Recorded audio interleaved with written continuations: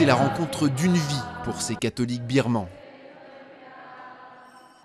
Dans quelques jours, ils assisteront à une messe célébrée par le pape François en personne.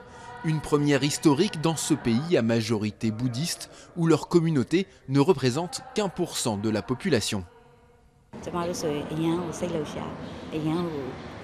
On est tellement excités, on a hâte de le rencontrer. On ne l'a vu qu'à la télé.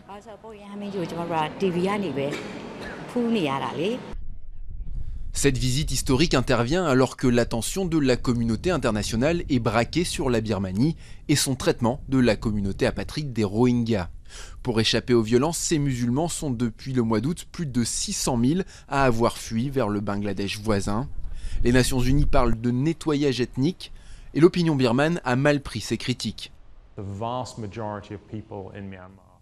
La majorité des gens en Birmanie ne croient pas la version de la communauté internationale sur les abus contre les Rohingyas et le nombre de réfugiés au Bangladesh. Cette version n'est juste pas acceptée par les Birmans. Je pense donc que si le pape vient et dit des choses fortes sur le sujet, cela pourrait enflammer les tensions et le sentiment du public. Le souverain pontife doit rencontrer la dirigeante birmane Aung San Suu Kyi et le chef de l'armée avant de continuer son voyage vers le Bangladesh. Là aussi, les catholiques sont une petite minorité et les attentes sont grandes. On pense qu'il pourrait parler de la communauté des Rohingyas. On ne s'attend qu'à des mots de paix et d'harmonie.